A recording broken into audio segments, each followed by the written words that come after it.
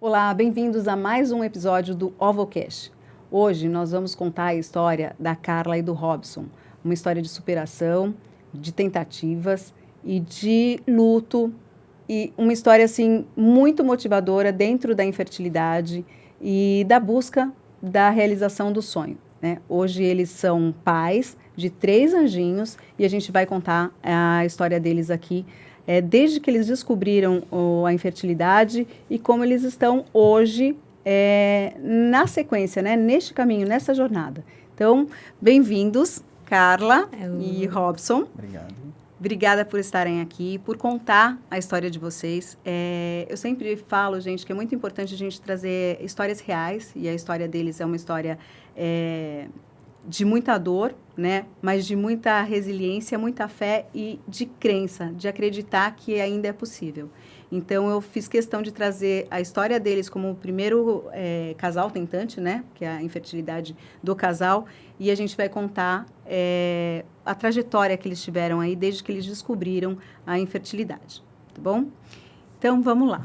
Carlinha, me fala como que foi, desde quanto tempo vocês começaram a buscar e que vocês entenderam que vocês teriam um sonho, né, de ter seus filhos, e que vocês se depararam com as dificuldades que vocês se depararam. Como que foi o processo, né? A gente sabe que existiu uma infertilidade primeiro masculina, depois feminina, né, que é do casal, e todas as barreiras que vocês encontraram. Então, a gente vai falar hoje sobre isso para que as pessoas entendam que ninguém está sozinho, né? Tem muitas pessoas que estão passando pelo mesmo processo, que estão com as mesmas dores, até maiores às vezes, né? E a gente precisa entender e dar a mão para essas pessoas, para elas entenderem que existem outras histórias, né? E para a gente dar a mão.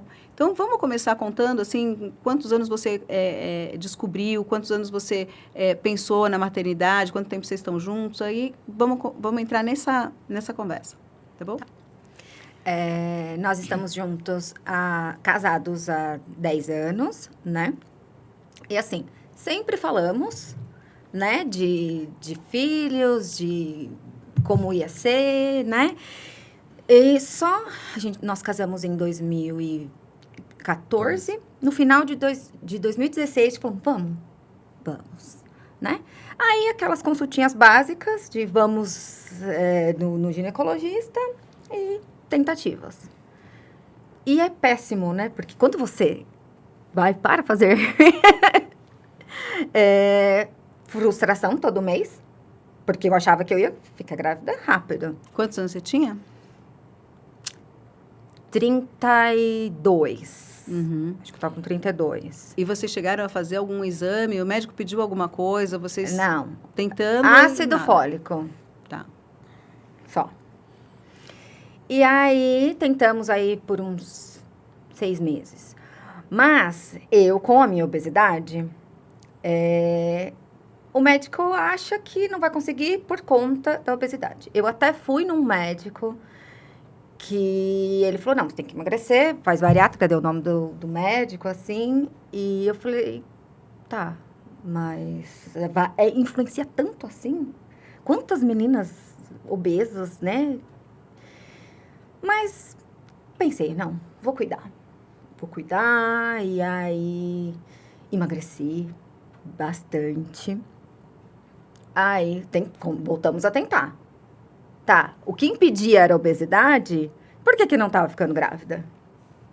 Né? Aí fomos num especialista, né? E aí eu já estava com 33.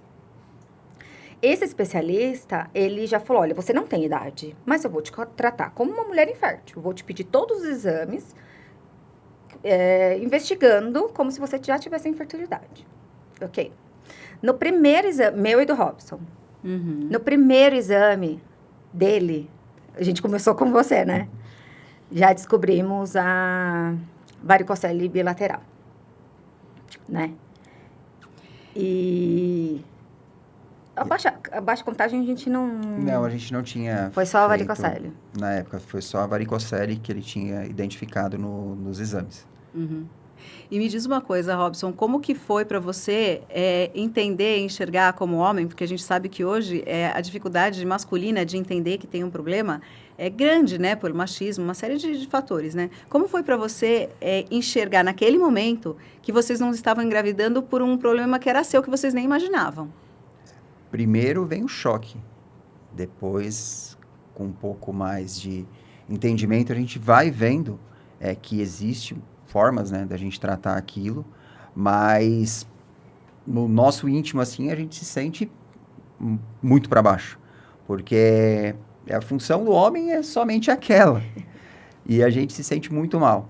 Mas a gente conversando, buscando mais alternativas, né, a gente viu que é possível fazer um tratamento, né, e que a gente podia ir ali tentando mais uma vez. E uma outra pergunta que eu acho que é importante da gente trazer, até para quebrar esse paradigma do fator masculino, sabe? Uhum. Você conversava com amigos, entre família, que o problema que vocês tinham para engravidar era um fator masculino? Não. Esse também é um grande tabu dos homens, né? De não se expor, não... Eu acho que o medo do julgamento, acho que o medo do dedo apontado, eu acho que faz com que os homens, né, se fechem um pouco mais e não se abram. Nem com amigos, nem com ninguém, assim, né? Então, acho que é um pensamento aí que tem que ser mudado, e muito, pela sociedade, com relação a isso, né? Eu até te agradeço por trazer esse tema, por falar dessa maneira, assim, porque para que outras pessoas e outros homens possam ver e entender, né, que hoje a gente sim precisa falar, até porque hoje em dia, em 2025, cresceu muito os casos de homens que estão com problema de fertilidade por uma série de questões, né? Então, assim, super agradeço de você trazer essa fala, né, que é super importante. E aí, como que foi depois, Carlinha? Aí, quando eu peguei... E aí, ele pediu um antimuleriano, né? E aí, quando eu peguei o meu antimuleriano com 33 anos, 0,03... Uau! Eu assustei, mas eu olhei e falei, não, um remedinho, isso resolve, sabe assim? Uhum. Não, isso tem como reverter. Mas você foi diagnosticada, digamos assim, com menopausa precoce nesse momento? Então, meus hormônios, eles variaram muito. Nesta época, ele já falou da menopausa.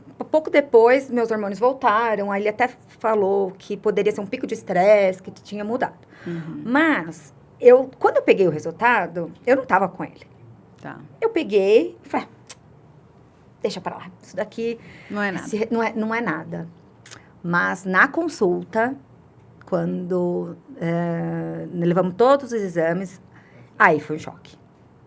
Porque, na verdade, nesse momento, vocês entenderam que não era uma infertilidade masculina e não era, ou era uma feminina, era do casal, literalmente do casal. Os dois tinham problema. Sim. Né? Teoricamente, os dois não conseguiriam engravidar naturalmente. Naturalmente, não. Né? Ele deixou muito claro que não ia acontecer natural. Porque varicocele bilateral, né? Não era de um lado só, era dos dois. E a minha baixa reserva... Aí, nessa consulta, ele já falou da ovodoação. Né? Isso que ano que foi? 2018. 2018. 2018. E assim, eu tinha acabado de fazer 34, né? Foi o dia do seu aniversário. Foi o dia do meu aniversário, de 36. Tinha acabado de fazer 34, e aí ele falou da ovodoação. Só que a abordagem foi péssima. Um ponto bem interessante a se destacar nesse período é a abordagem do médico, a abordagem da equipe médica. Ela faz toda a diferença para casais que estão buscando, são tentantes, que estão buscando engravidar. Porque pegou num momento muito delicado que estávamos vivendo. Foi justamente no dia em que a gente descobriu a infertilidade dos dois, podemos dizer assim. E a forma como o médico expôs a opção de ovodoação, de ovorecepção, foi muito, assim... Agressiva. Foi agressiva. Eu comecei a chorar, né? Assim, pelo choque. Né? Não pela possibilidade de ovodoação. E ele falou assim, bem calmo, não chora. Você vai ter um filho do seu marido. Hã? Uau. Uau. Como assim, um filho do meu marido? A gente procura uma doadora branquinha, assim, igual você. E eu falo, o quê? Eu vou procurar uma doadora que lembre? Não quero isso pra mim. Né? Não, e ele tirou uma foto. Ele pegou uma foto, né? Uma menininha linda, loirinha, me mostrou. Ai, essa dá pra você, mas ela mora muito perto. E aí não pode. Porque vai que você vem aqui trazer seu filho e vocês se encontrem. E ela olha e fala assim, nossa, parece comigo quando eu era criança. E eu só chorava, porque eu falei, meu Deus. Ele olhou até no seu braço, né? Não, deixa eu ver a sua cor. Não foi? Foi. Gente, que E não é um médico, assim, é um médico conhecido, né? E aí... E ele... Uma outra coisa absurda que ele falou, né? Foi assim, olha, se vocês decidirem a fazer, não conta pra sua família. Por questões de herança. Porque pode, lá na frente, na hora de herança, falar que o filho não é seu, que não vai ser parte dos bens. Foi horrível, horrível, gente, né? Gente, nossa, eu preciso falar, né? Desculpa, mas eu preciso falar. Primeiro, gente, porque o que a gente mais ouve, né, hoje das pessoas falando é sobre paciente 5.0, a importância do paciente estar no foco da conversa, né, no foco do tratamento. A gente também ouve muito falar de atendimento humanizado, que as pessoas se preocupam na forma com que vão falar com as pessoas, de todo tipo de tratamento da reprodução, não é só ovodoação, né? Até porque quando a gente fala sobre um tratamento de reprodução humana, não é fácil quando você precisa de uma ajuda médica, mesmo que seja com seus próprios óvulos, né? Então, a gente já começa por aí. Agora, colocar da maneira que a Carla e que o Robson estão colocando, né, mostrando de como foi essa abordagem que eles tiveram, e não é muito tempo atrás, a gente está falando em 2018, é muito sério, né? Então, é importante colocar para vocês que quando vocês forem buscar um médico e que tenha um tipo de abordagem desse ou diferente, mas que te incomode de alguma maneira, muda, né? Busca outra informação, busca um outro médico para que vocês consigam se sentir mais acolhidos nesse momento, tá? Primeiro porque hoje a gente tem umas regras, as regras do CFM, que é do Conselho Federal de Medicina, a doação de óvulos no Brasil, ela não pode ser comercializada. Ela tem que ser anônima, né? O médico jamais ele pode ficar gesticulando ou olhando a sua característica e falando, olha, vamos pegar uma branquinha como você. E se ela quisesse com um estereótipo diferente? É uma decisão do paciente. O médico não pode envolver o marido, ele tem que ser neutro nisso e a gente precisa tomar muito cuidado com essas regras, né? Esse tipo de abordagem que foi feito, ele é passível de você buscar advogados e conversar sobre isso, porque você está incentivando ou motivando, né, incentivando a rejeição num primeiro momento, né, porque para a gente aceitar um processo de doação de óvulos, por exemplo, qualquer tipo de tratamento ou qualquer tipo de doação de gameta, eu estou falando da doação de óvulos, mas o caso deles era doação de sêmen, né, se não desse, e doação de óvulos, que é a mesma coisa, né? A gente precisa tomar muito cuidado, porque existe o luto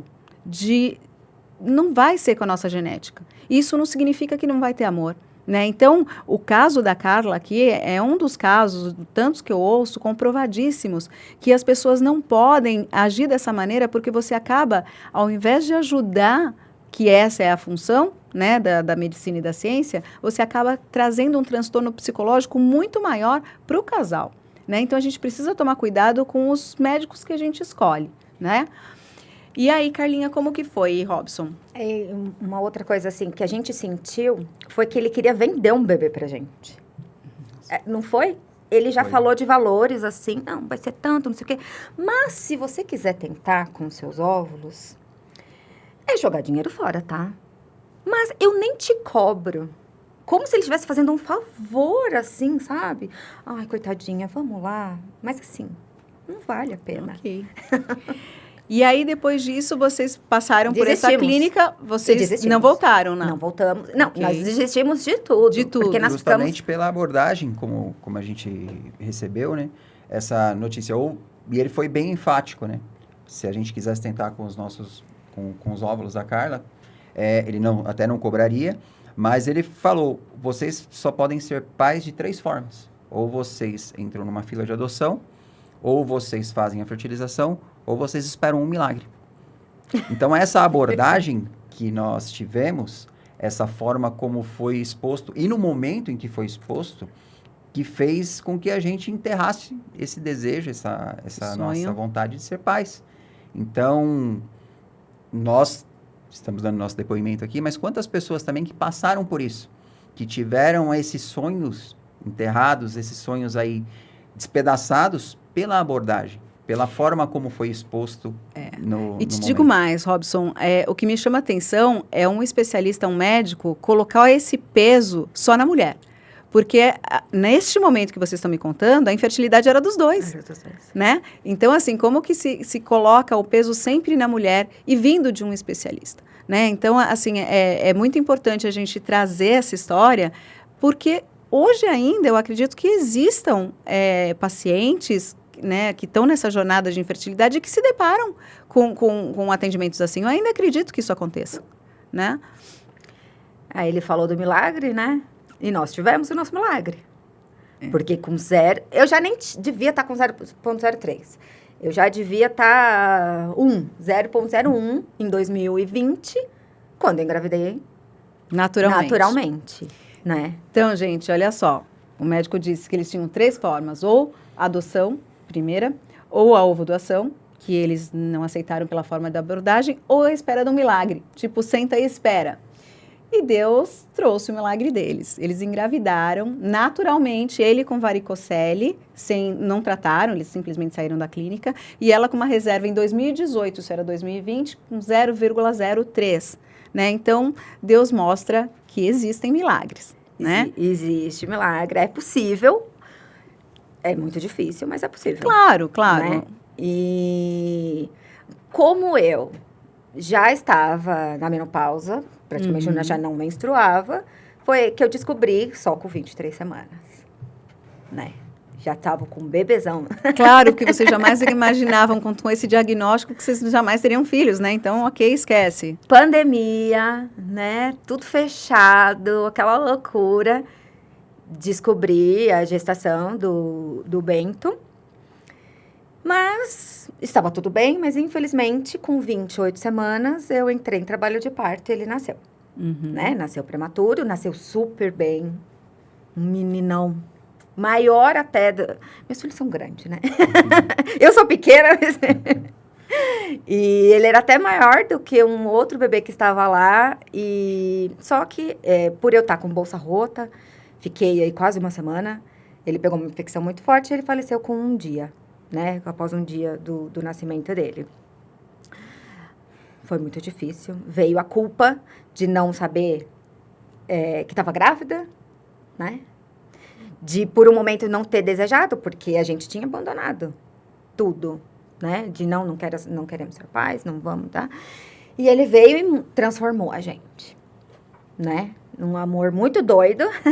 Foi um verdadeiro milagre, que além de ser milagre. concebido com todas essas dificuldades que a gente tinha do corpo, ele ainda veio num momento que a humanidade estava passando por aquele pandemia, foi no meio de 2020, e ele veio para reacender aquele desejo, aquela vontade chama. de sermos pais. Então, o milagre ele veio assim de uma forma ampla. Gente, Deus é incrível, sabe? O milagre, ele vem para mostrar que é tudo diferente daquele diagnóstico, daquele médico que vocês passaram. Ele veio mesmo, a gente brincou, que quando eu descobri que estava grávida, eu falei, nós vamos jogar ovo nessa clínica, nós vamos fechar, porque ele veio. Ele veio. Assim, contra tudo da medicina que falava, assim, até o meu ginecologista, que eu passei a vida inteira com ele, quando eu levei o meu antimuleriano, ele falou, Carla, se fosse de outro laboratório, porque eu fiz um laboratório muito bom, ele falava, eu ia falar que estava errado. Porque não é possível, 33 anos com 0,03, né? E, Carla, me diz uma coisa, Carla e Robson, assim, como foi para vocês passarem por esse processo, né? Porque vem a alegria, né? Assim, o inacreditável aconteceu, o milagre realmente aconteceu, né? E aí vocês descobrirem com 24 semanas, é isso? 23. 23 semanas e 5 semanas depois ele nascer. Foi 35 né? Prematuramente. dias. Foi 35 dias. Ele nasceu. E aí, como que vocês passaram por esse processo? Porque logo em seguida infelizmente, vem a perda, né? Então vem um luto. E como que é esse sentimento todo, né? Como que foi vocês passarem por esse turbilhão? Porque vocês é o exemplo de muitos casos que acontecem, né? A gente, infelizmente, não sabe de todos, mas a gente sabe que acontece. Como que foi para vocês passarem por esse processo? Os primeiros dias foram, acho que, os mais pesados que nós passamos. Porque quando nós tínhamos pouco tempo para preparar tudo, né?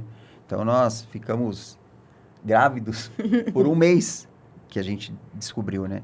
Então, a gente viveu pouco aquele momento, aquela preparação para tudo. Então, quando a Carla foi para o hospital, que começou a ter o trabalho de parto, que a gente ficou uma semana, porque eu fiquei com ela o tempo todo, eu só saía para ir para o escritório, voltava para o hospital.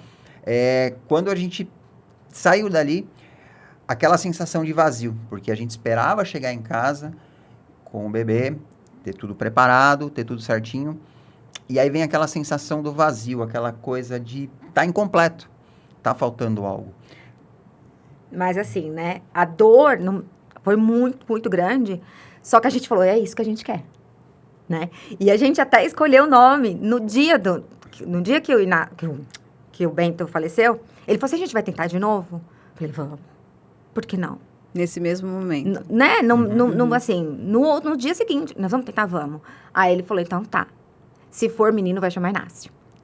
Porque o Bento nasceu no dia de Santo Inácio, né? Uhum. E falou, ok, vamos. Com a dor, né, no peito, mas nós vamos continuar. Você comentou, Carla, sobre culpa, né? Que depois que você perdeu o Bento, você se culpou porque não sabia que estava grávida, porque não esperava, né? A culpa é uma coisa, infelizmente, comum, não é normal, mas é comum das pessoas se sentirem. Eu, quando tentava e não conseguia, eu também me sentia culpada porque eu achava que era um castigo de Deus que eu rejeitava, porque eu falava que eu não queria ser mãe.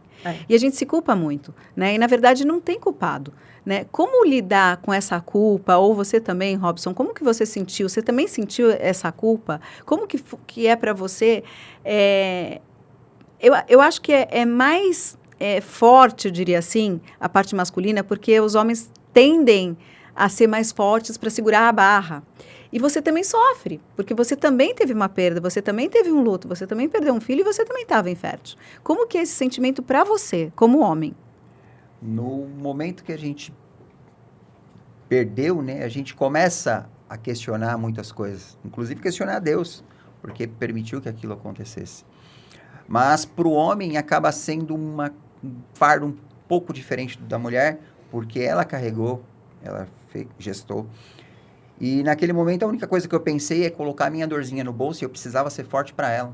Eu precisava dar todo o apoio para ela. Então foi um erro meu, na época, não me deixar permitir viver o luto. E eu acho que é um erro também que muitos homens passam, ou até cometem, nesse momento, que é aquilo de não viver o luto da forma como deve ser vivido. Eu coloquei simplesmente meu luto no bolso e fui dar uma força para ela, porque ela carregou, ela que teve com o Bento o tempo todo ali, e eu falei, não, eu preciso dar força para ela, porque ela vai precisar de mim agora mais do que nunca. Então, eu acho que esse foi um grande erro de não ter vivido o luto no momento certo. Terapia. Agora ele Vocês faziam terapia, não? Eu já fazia. Tá. Eu já fazia terapia, já tinha começado antes, aí descobri a gestação, e foi muito importante depois, né, da perda do Bento. Para superar, não se supera. Não se supera, se suporta. Uhum. A perda é suportável, Uhum. né?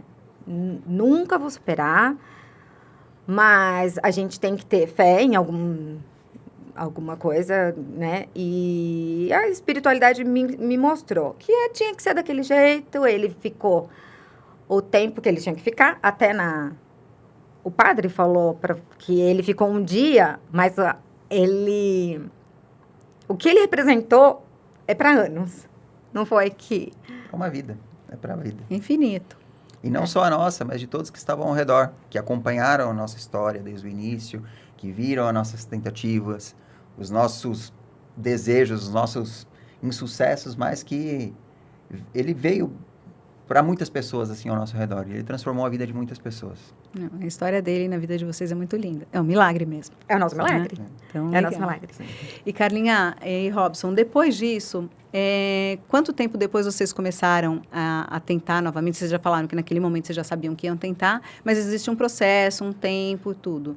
E aí, você é uma das primeiras, mais antigas seguidoras, gente. Ela tá comigo, ela segue bastante desde, não lembro exatamente quanto, mas foi desde lá atrás. E em que momento você começou a buscar? Como que você mudou sua chave? Como você entendeu que não ia conseguir mais naturalmente? Conta como foi esse processo para a gente entender os caminhos que você seguiu, tá? Porque, na verdade, depois do Bento, como a gente conseguiu natural, eu falei, vamos tentar natural. Uhum. Já que veio um, pode vir dois. Né? E assim, eu lembro que eu passei em 2 médicos, né, para ter certeza. E eles falaram, Carla, assim que você menstruar, você pode tentar. Então, com 3 meses, né, a gente começou a tentar. Só que eu não respondia. Eu tomei, assim, um remédio só, um estimulante simples, não foi injeção, nada. E aí, um folículo muito pequeno. Aí, no outro mês, um folículo de cada lado, também muito pequeno. Aí, a médica olhou para mim e falou assim, Carla, ó, eu não tenho o que fazer por você. Isso é médica ginecologista. Ginecologista. Tá. Falou assim, é melhor você procurar o especialista, porque não tem...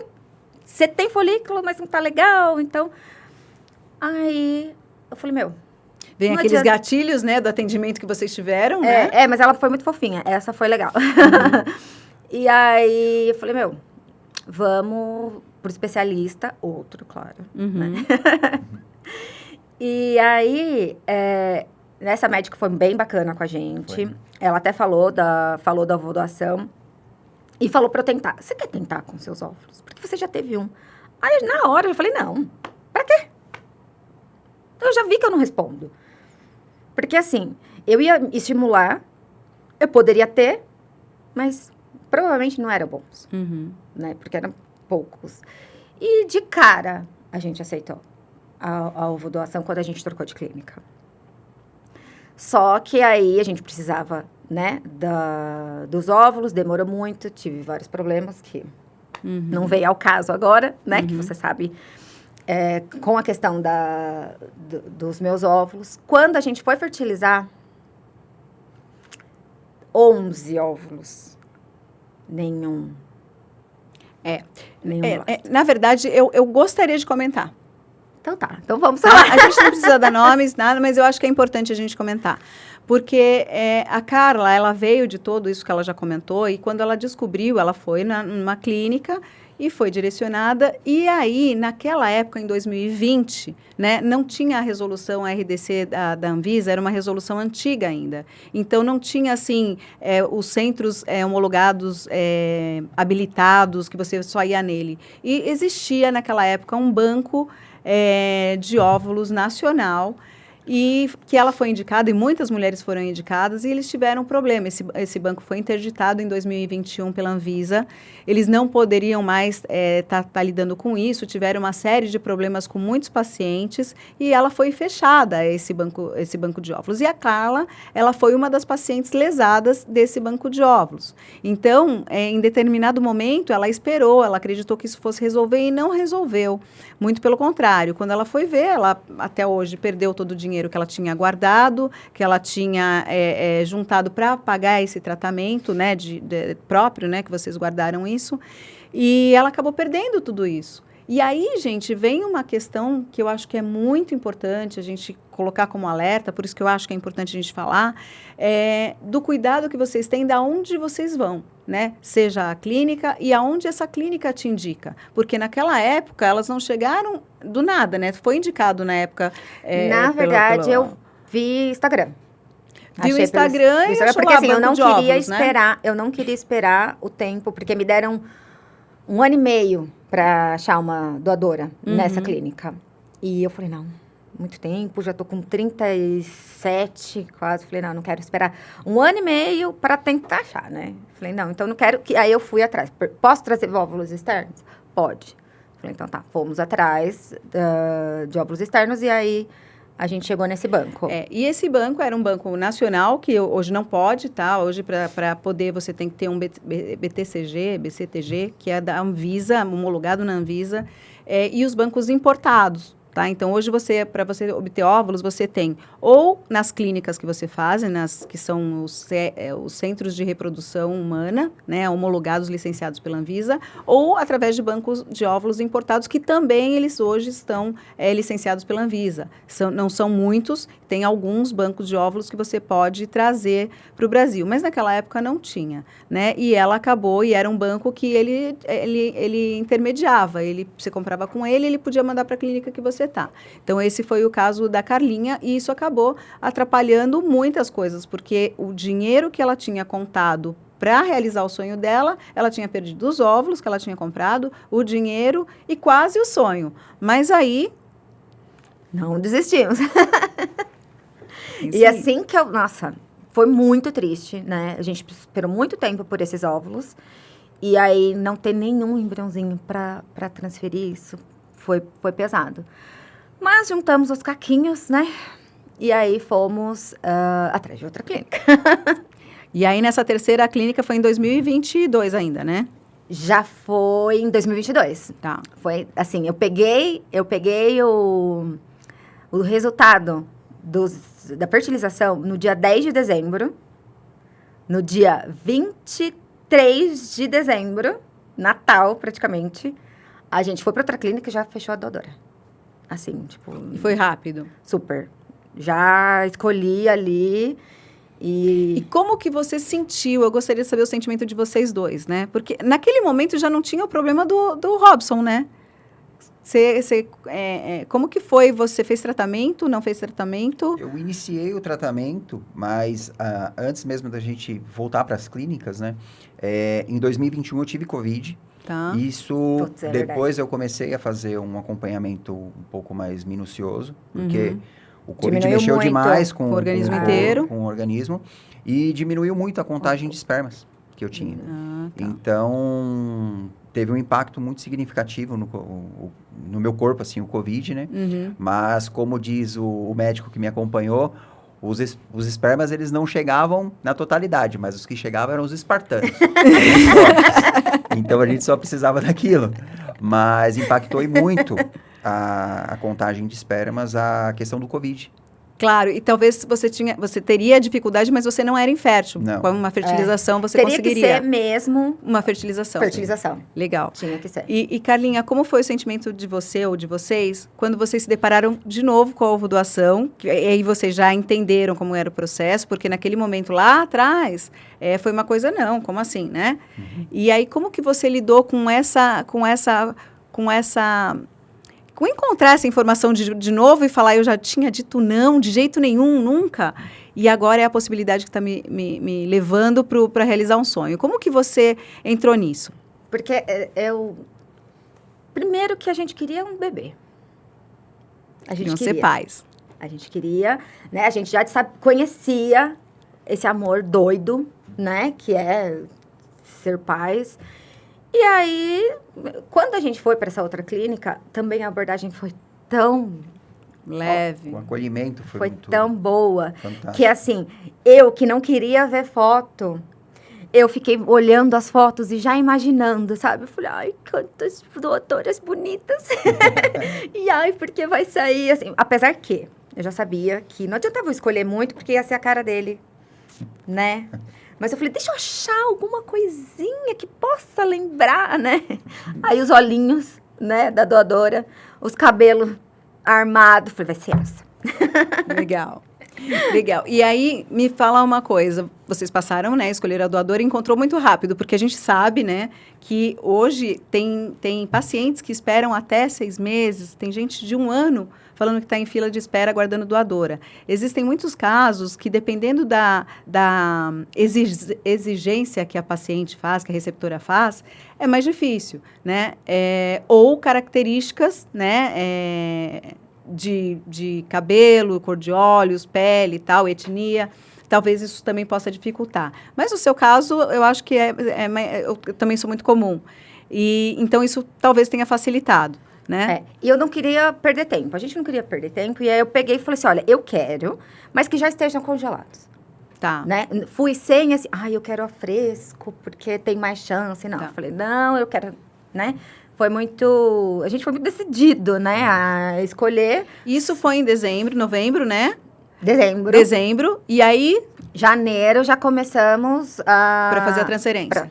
Já começamos mais exames, que uma outra coisa que eu não tinha descoberto é a trombofilia. Você também tinha trombofilia. Trombofilia, que, assim, não foi investigado antes, né? Talvez lá atrás, se eu tivesse embrião, talvez não tinha dado certo, por conta da trombofilia. da trombofilia. Ou teria dado por um tempo e você teria perdido. Então, eu teria perdido aí muito cedo, né? Uhum. E foi tranquilo, Foi. né? Fizeram o preparo, fizeram a Fizemos transferência. Aí, até consegui... Eu não pensei na quantidade de óvulos. Eu simplesmente olhei a fotinho e achei ela falou fofinha. que é essa. Falei, é essa. Eu nem sabia quantos óvulos tinha. Você também participou da escolha da Sim, doadora? participei. Acompanhei ela em toda a fase da... Você disse sim. Não, assim, nós achamos uma doadora que era ele de cabelinho comprido. Aí eu falei, não, pelo amor, né? Já vai ter toda a genética. Eu tinha certeza que ia ter. E eu falei, não, essa não. Essa lembra ele, não. Olhos verdes, não. E aí, então assim, em janeiro vocês começaram o tratamento, aí vocês fizeram a transferência quando? Escolheram a doadora em janeiro mesmo, né? E em maio. Ou seja, 4 meses, né? 4 meses. Em 4 meses vocês encontraram a doadora de tudo que vocês já tinham vivido De e já tudo. fizeram a transferência de E- 2023. Aí, assim, seria até mais rápido, porque a gente ficou enrolando para fazer exame. Uhum. Foi fazendo exames e tal, mas aí demorou muito os exames. Tá. Mas assim, foi muito rápido, em 4 meses a gente fez E quantos embriões vocês tiveram? 5. Quantos óvulos eram? 10 óvulos, 10 5 óvulos, embriões. 5 embriões. De boa qualidade. Tá. Né? Todos bons, né? E aí, eu lembro que a embriologista falou, e aí? Vamos transferir quantos? A questão do quantos embriões vamos Quantos transferir. embriões? E aí, ela falou, você tá... eu esqueci a palavra que ela usou, mas ela falou assim... Tá preparada? Tá preparado para gêmeos? Falei, estamos. Aí eu falei, é o seguinte, põe 2. E aí Deus decide se vai vir 1, se vai vir 2, se vai vir uma ninhada, porque poderia Os dois multiplicar. duplicarem. Aham. Falei, Deus que vai escolher, né? Uhum. E na hora da transferência, o médico falou, eu acho que vem 3. Nossa. 3. Manda. Manda. 3. E aí, com quantos dias vocês fizeram beta? 9. Nós fizemos com 9 dias. Mas D9. aí, no D9, aí, muito alto. A gente já tinha certeza já que tinha era... certeza que era Múltiplo. gêmeos, que era gemelar. E... Ou trigêmeos, né? ou 3, né? Vai saber. Tá. E aí... Só que aí passou... Antes do... Porque eu acho que era para ser com 20 dias o ultrassom, Tá. para confirmar. Uhum. Eu tive sangramento. Uhum. Muito forte. E corre pro hospital. Eu pensei, perdi. E aí que a gente descobriu que era 2. Porque na hora de fazer o Ultrassom. ultrassom, falou, putz, é 2. bora. Eu acho que isso é uma coisa legal de falar, gente, porque no começo da gestação eu também tive sangramento nos primeiros 20 dias, mais ou menos, sangramento forte mesmo, que eu fui pro médico mandando mensagem para minha irmã mais velha, olha, não conta pra mãe ainda, mas eu perdi, não foi dessa vez, tal, e era a minha última tentativa. E no final, quando a médica estava fazendo ultrassom, ela falou, não, fica tranquila, nem é tanto sangue assim, não tá sangrando tanto assim, não. Olha só, vou te dar uma foto para você começar a fazer o álbum. Eu falei, não, ela não ia fazer isso comigo, né? E aí, esse é o sangramento da anidação, né? Na verdade, eu até tive na anidação, né? Só que assim, esse realmente foi uma hemorragia. Foi muito intenso. Foi muito, de cair pedaços, assim, no chão, sabe? Foi bem intenso. E aí, internada, sem pôr o pé no chão, beta subindo, de repente, beta despenca. E aí, putz, e agora? Aí a médica veio, toda fofinha. Ai, lamento. Mas seu beta baixou. Eu falei, tá, baixou, mas são 2. Pode ter um aí. Não baixou muito. A otimista, né? Otimista. Tem que falei, não, acreditar. peraí, não. Aí meu médico falou, não quero betas. O médico da fertilização. Não quero betas. Vamos fazer ultrassom. Aí esperamos mais uns 2 dias. E aí no ultrassom a gente já viu os 2 e os 2 coraçõezinhos a milhão. Mais um milagre de Deus na vida de vocês, olha só. Mais um. Falei assim, aí esse beta que tava baixando. Não quis dizer nada, foi só para dar mais emoção, né? E aí, quanto tempo? Aí, esse era a gestação da Bárbara e do Inácio, né? E aí, como que foi para vocês esse processo, né, de uma realização, de uma gestação gemelar depois de uma perda, né? Ao mesmo tempo que foi muito feliz, eu estava com muito medo. Eu estava com muito medo de perder novamente, né? Porque eu já tinha essa dor da perda, mas eu falei, vamos aí. Vamos seguindo, né? E eu fazia pré-natal a cada 15 dias. Fazia pré-natal e fazia ultrassom. E eu olhava as imagens, eu falava assim, não, é sério mesmo que tem 2 neném na minha barriga? Nossa, que máximo, né? Mas sempre falando, doutor, eu tô com medo. Ele falou, Carla, você tá medicada. Você tá bem, os nenéns estão bem. Não fica com medo. Mas eu tava com medo, né? E por questão também de... gemelar, tem que fazer a cerclagem. E eu não tinha feito, né? Porque não precisava. Não precisava. Meu colo, sempre medindo o colo, né? E não precisava. Aí, com 22 semanas, tinha 2 bebês de pé. Sapateando. Com colo a 10 milímetros. Eles já estavam saindo. Com 22 semanas. Com 22 semanas. A médica falou, daqui você vai para o hospital agora. Você não vai passar nem em casa, porque você vai ter que fazer uma cerclagem. Tá bom, vamos, né?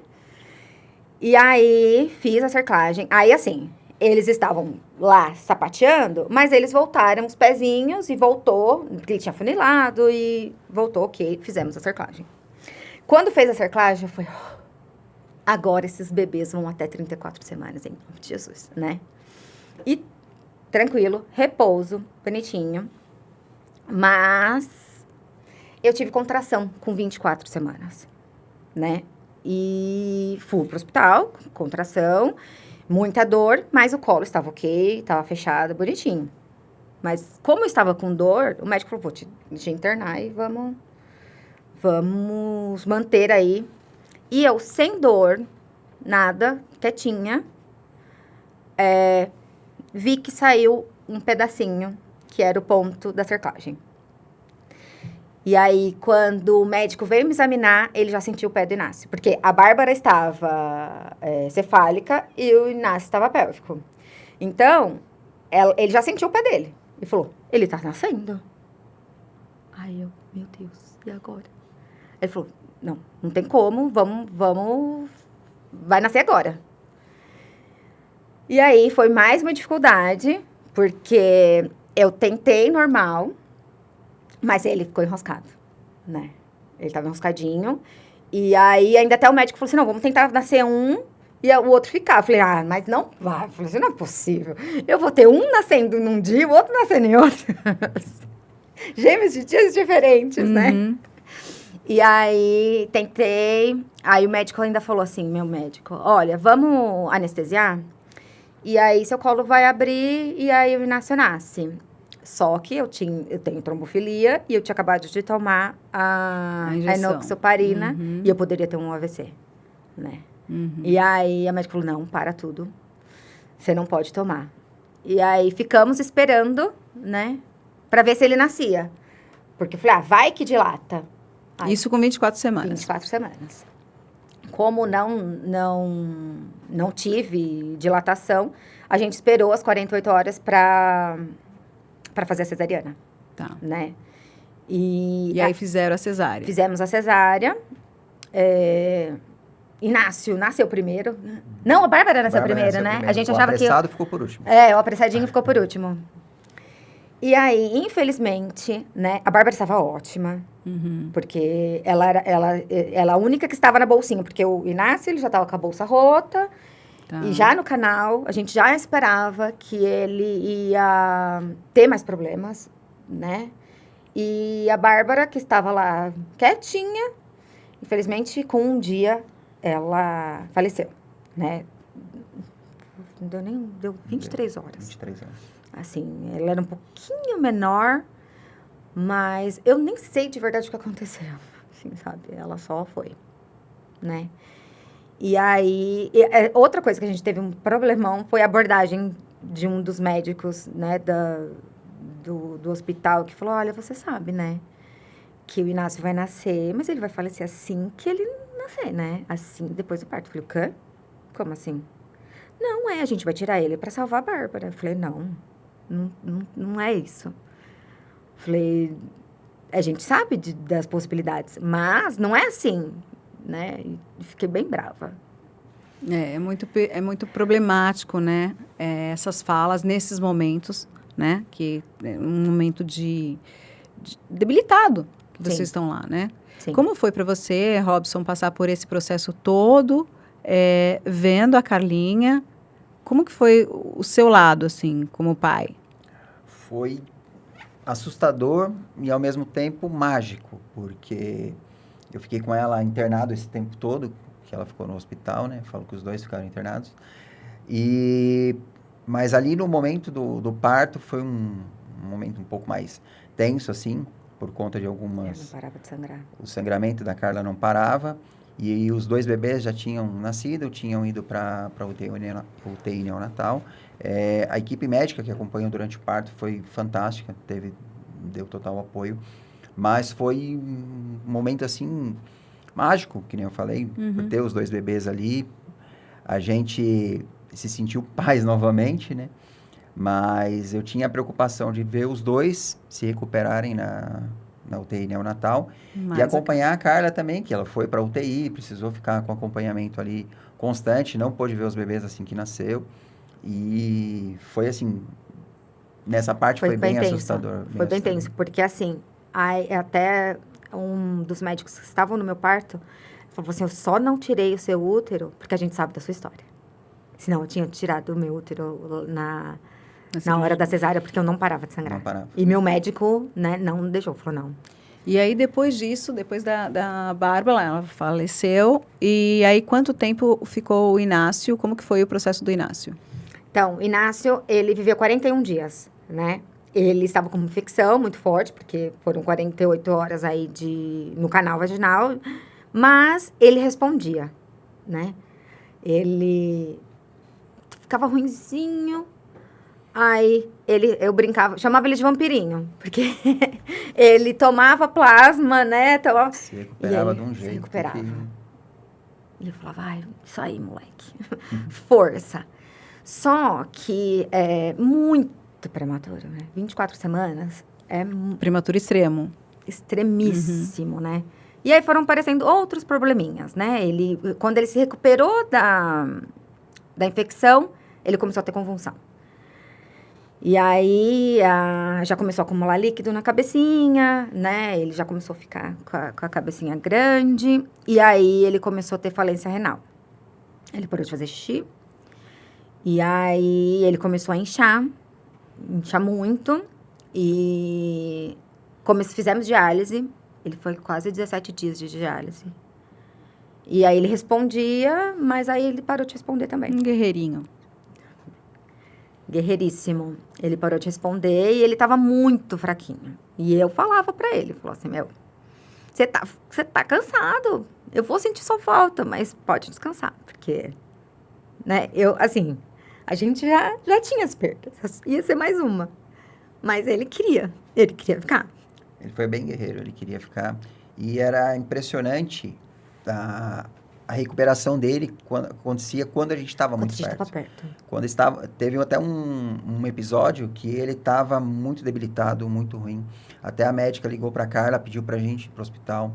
Ela foi me buscar no escritório, a gente se encontrou lá. A gente já fazendo planos, assim, sabe? Nossa, já aconteceu, a gente vai marcar velório, sabe assim, tudo. Uhum. Já estávamos. Que a gente já estava esperando mesmo. E aí, quando a gente chegou lá, a médica colocou a gente a par de tudo que estava acontecendo, como ele estava debilitado, colocamos a roupa, entramos. Quando entramos, para vocês verem, a saturação dele tinha aumentado.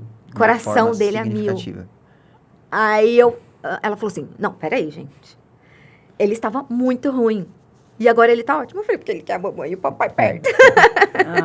Então, isso também nos últimos dias que ele estava conosco, quando nós estávamos perto, a saturação dele, o batimento cardíaco dele era excelente. E quando a gente se ausentava, isso...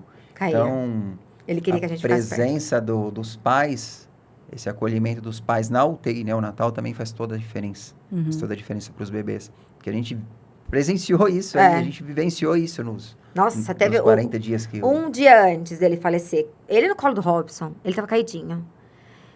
Foi pro colo dele. Coração a 1000, saturação a 100. Eu falei, gente, não é possível. Querendo abrir o olho, se mexendo, é fantástico. É assim, a gente viveu, né, a paternidade, a maternidade lá com ele, mais que os outros. Né? Porque o Bento a gente não teve a chance, a Bárbara a gente não teve a chance. E o Inácio, a gente viu o amor dele, assim, pelo coraçãozinho, né? Eu acho que o Inácio, ele foi o momento mais especial que eu vivi com o Inácio foi a primeira vez que eu fui para o UTI neonatal, que ele já estava melhorzinho, que a enfermeira permitiu que eu colocasse a minha mão dentro da incubadora.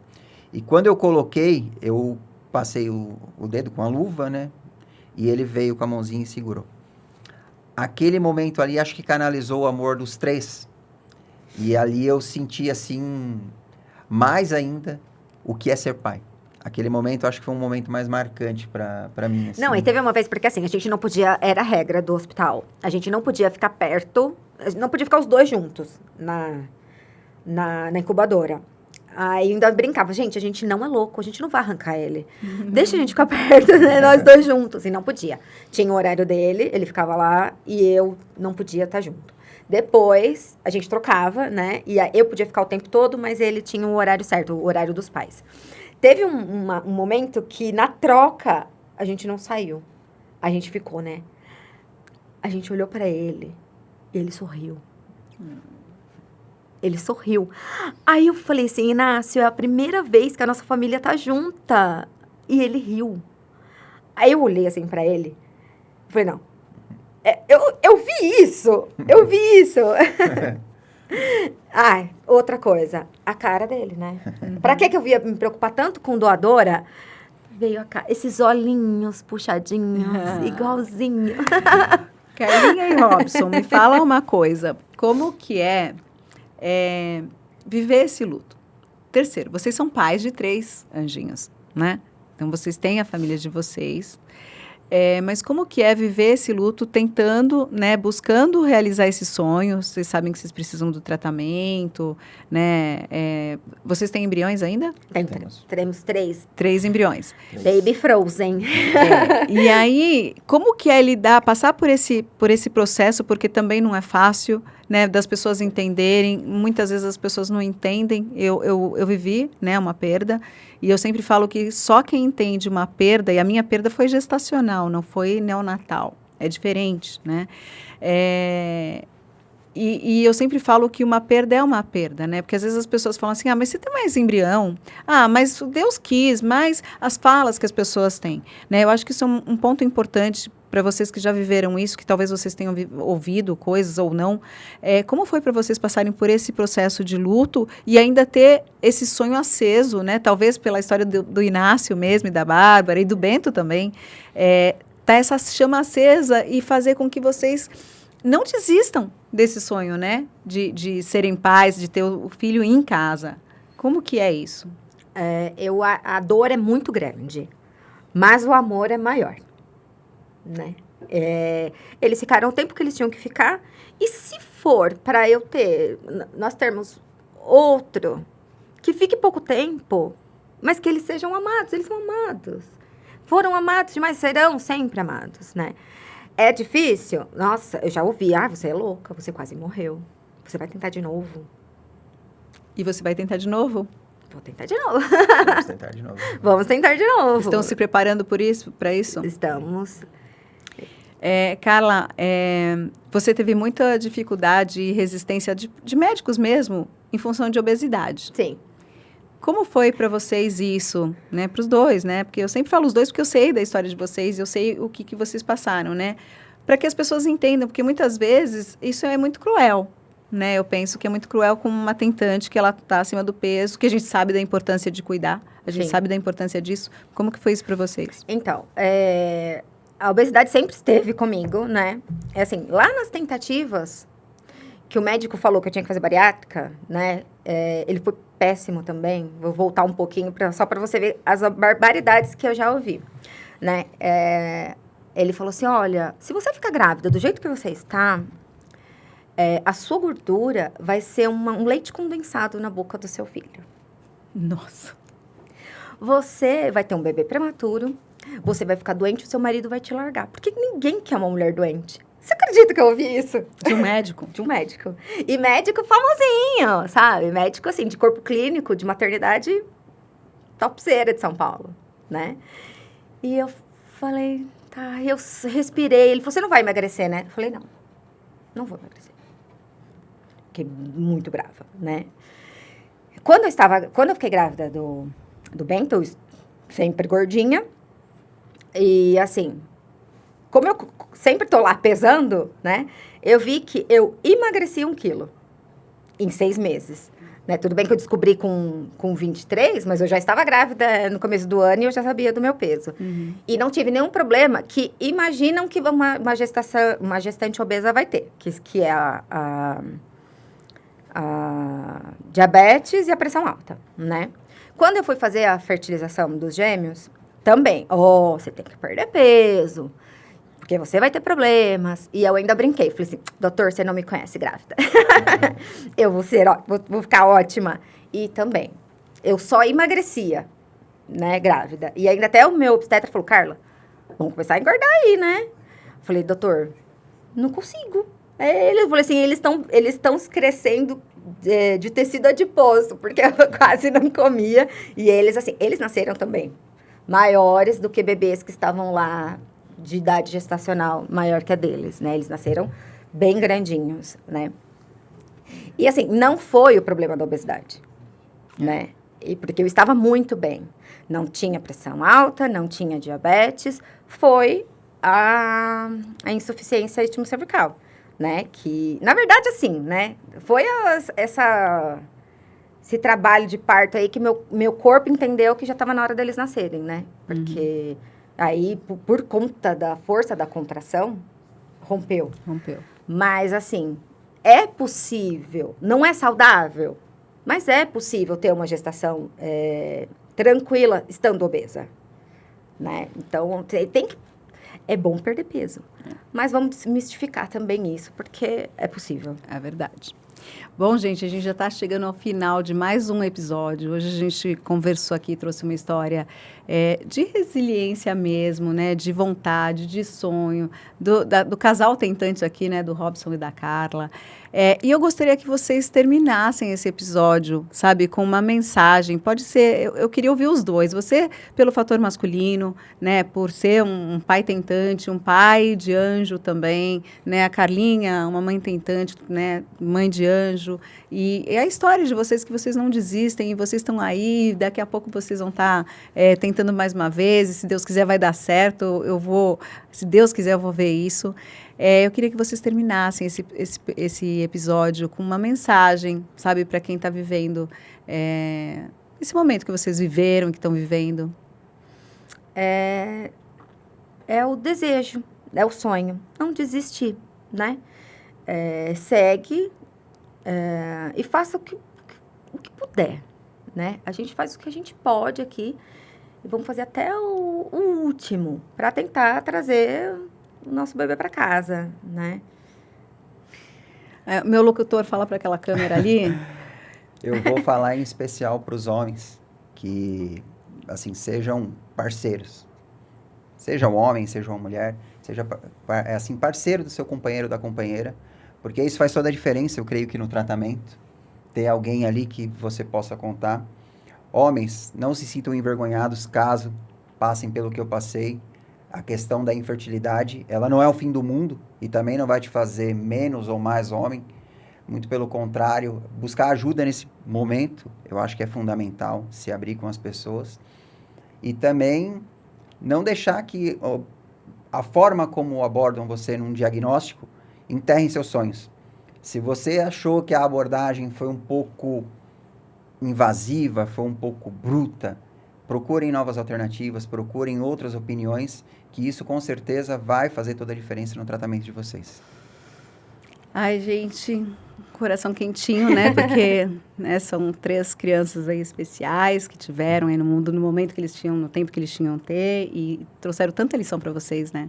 Aproximou até a gente também, Sim. Né? Então, assim, obrigada por compartilhar essa história, né? Contem comigo, eu vou continuar de mão dadas com vocês, tá? E, gente, sigam o canal, curtam, compartilhem com quem precisa ouvir essas histórias, e até o próximo episódio.